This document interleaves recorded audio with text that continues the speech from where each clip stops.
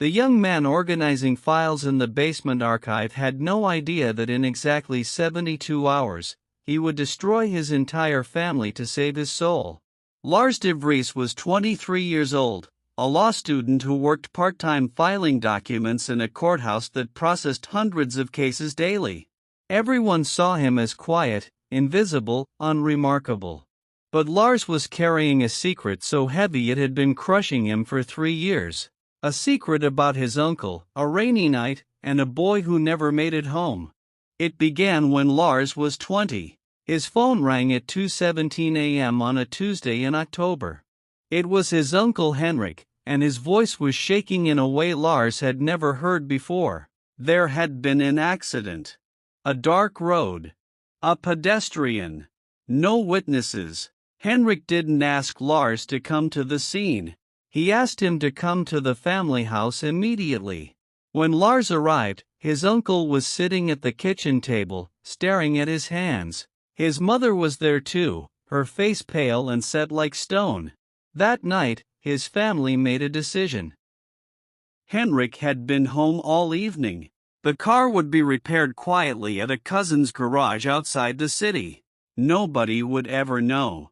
The victim, a 19-year-old university student named Michael Prince, was found the next morning on a rural road. The case went cold within 3 weeks.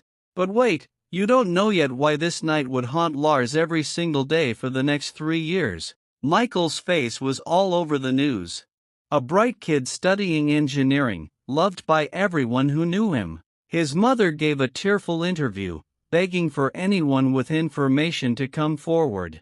Lars watched that interview and felt something break inside him. He wanted to speak. He opened his mouth at the dinner table the next Sunday, but his mother's eyes stopped him cold. She reminded him what speaking up would mean.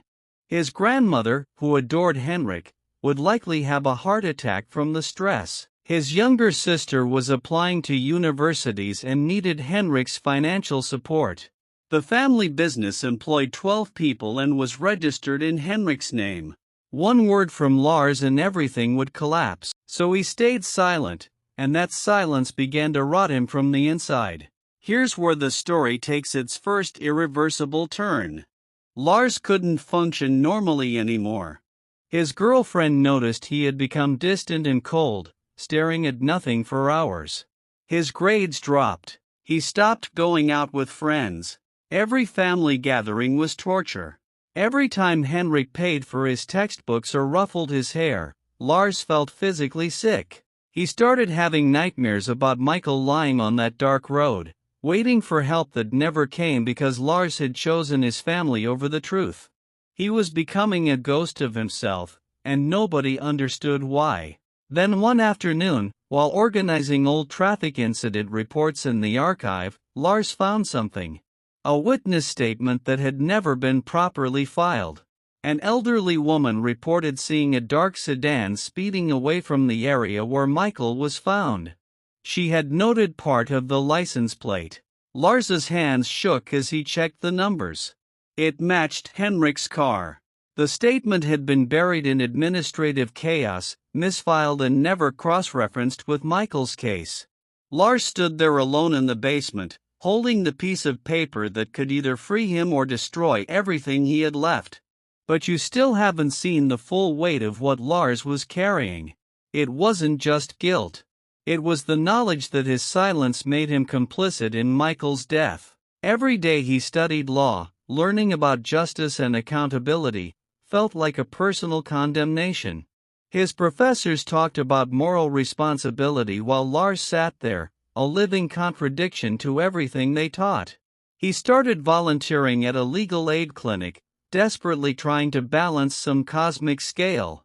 He took on every hit-and-run case he could find, as if helping strangers could somehow atone for betraying Michael. It never worked. The guilt only grew heavier, more suffocating, until Lars could barely breathe under its weight. One morning, Lars saw Michael's mother in the courthouse hallway. She was there for a civil hearing, still fighting to keep her son's case alive 3 years later. She looked exhausted, decades older than she should have been. Their eyes met for just a moment as she walked past, and Lars felt his entire world shift. That night, he made a copy of the witness statement. He drafted an anonymous letter to the prosecutor's office. But as he held the envelope, he realized anonymous wouldn't be enough. The document trail would lead back to him anyway. If he was going to do this, it had to be direct. It had to be real. He had to own it completely. This is the moment everything changed forever. Lars requested a meeting with the district attorney. He brought the witness statement and gave a full confession about his family's cover-up. The DA listened without expression, then asked the question that cut through everything. Why now? Why after 3 years of silence? Lars had no good answer except the truth that had been destroying him. He couldn't live with himself anymore. He was willing to face conspiracy charges if necessary. He just needed Michael's mother to finally know what happened to her son. The investigation reopened within 24 hours. Henrik was arrested 2 days later. And that's when Lars's family exploded. His mother screamed that he had betrayed them all, that he was a traitor who destroyed everything for nothing because the past couldn't be changed anyway. His sister refused to speak to him or even look at him. His grandmother was hospitalized with stress-induced complications. The family business began to crumble as the news spread through their small community. Every single thing Lars had feared for 3 years came true all at once. But you haven't seen who paid the real price yet. Lars was charged as an accessory after the fact for his years of silence. His law school suspended him pending investigation. The prosecutor acknowledged his cooperation but argued it didn't erase 3 years of obstruction of justice. Lars faced potential jail time and the absolute end of his legal career before it even began. He had sacrificed his family, his future, his reputation, everything, and gained nothing except the cold comfort of a conscience that might someday let him sleep again. The trial was brutal. Henrik's defense attorneys portrayed Lars as an unstable, attention-seeking young man trying to hurt his family out of spite. They brought up his depression, his failed relationship, his declining grades, painting him as mentally unreliable. Lars sat through every session, watching his uncle, the man who had taught him to fish and paid for his school trips, lie under oath with a straight face. Michael's mother attended every day of the trial, sitting in the back row. Sometimes Lars caught her looking at him with an expression he couldn't read. Gratitude? Disgust?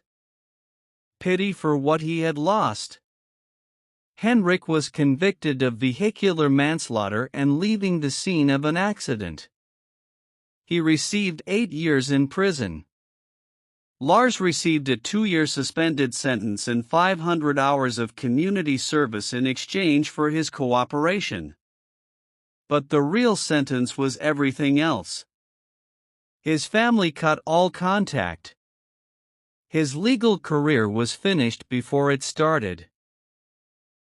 He moved to a different city where nobody knew his name, got a job in a bookstore, and tried to build some kind of life from the wreckage of everything he had destroyed. And just when you think you know how this story ends, here's what nobody expected. 2 years after the trial, Lars received a letter. It was from Michael's mother. She thanked him. She wrote that for 3 years she had been haunted not just by grief but by not knowing, by the injustice of her son being forgotten like he never mattered. Lars's confession had given her something she thought she would never have: answers, accountability, and the knowledge that someone had cared enough about Michael to sacrifice everything for the truth. She didn't excuse his 3 years of silence. But she understood the weight of what he had finally done. She told him that moral courage isn't about never being afraid or never making mistakes. It's about choosing what's right even when it costs you everything you love. That letter is framed on the wall of Lars's small apartment now. A reminder that justice isn't clean or comfortable or without casualties. Sometimes doing the right thing means losing everyone and everything. Sometimes the person who does the right thing ends up completely alone. And sometimes that's still better than the alternative, living as a hollow shell of yourself, slowly poisoned by a lie you're too afraid to tell. Here's what Lars's story teaches us: real integrity isn't tested when the choice is easy. It's tested when doing right means destroying everything you've built and everyone you love. Most people will never face a choice this severe.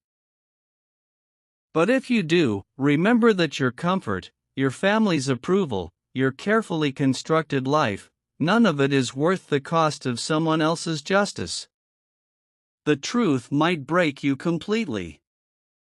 But lies will hollow you out until there's nothing left inside worth saving anyway.